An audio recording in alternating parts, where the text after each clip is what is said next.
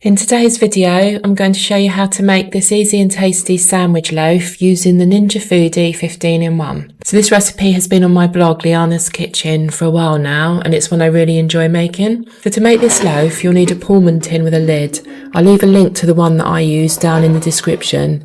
It helps give the bread that straight-sided, uniform shape that's ideal for slicing. So I'm using 500 grams of strong white bread flour, 7 grams of instant yeast, which is one of these sachets, a teaspoon of salt, a tablespoon of sugar, and 2.5 tablespoons of olive oil. Then I've added around 270 millilitres of lukewarm water, which brings the dough together. I mixed it with a wooden spoon to start with until it came together, and then I used my hands until it formed a soft dough.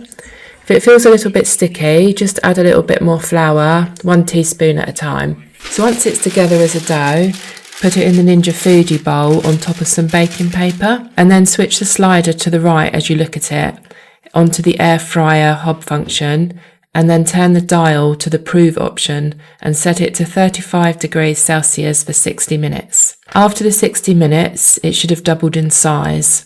So after this first rise, knock the dough back to get rid of any large air bubbles and then shape it into a smooth ball. Then you place it into the Pullman tin.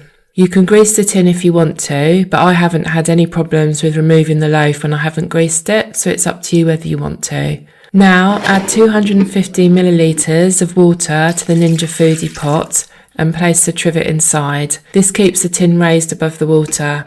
Just make sure the trivet isn't too tall though, as you need to be able to close the lid of the Ninja once a Pullman tin is in place. So close the lid and then prove it again at 35 degrees Celsius for around 50 minutes. Once it's ready, select the steam bread function by moving the slider into the middle and set the temperature to 180 degrees Celsius and then the bake for 20 minutes. So the pre-message will display after you press the start button. This just means that the Ninja is building steam, and once it reaches the right temperature, the timer will start counting down. At the end of the 20 minutes, carefully lid the tin out. It will be very hot, of course, and then let the loaf cool on a wire rack.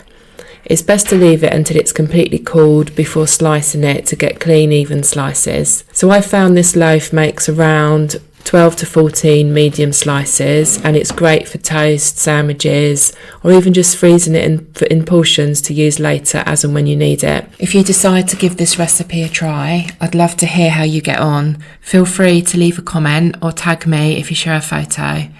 Don't forget to check out the description or head over to Ninja Kitchen for the full recipe and the tin I use.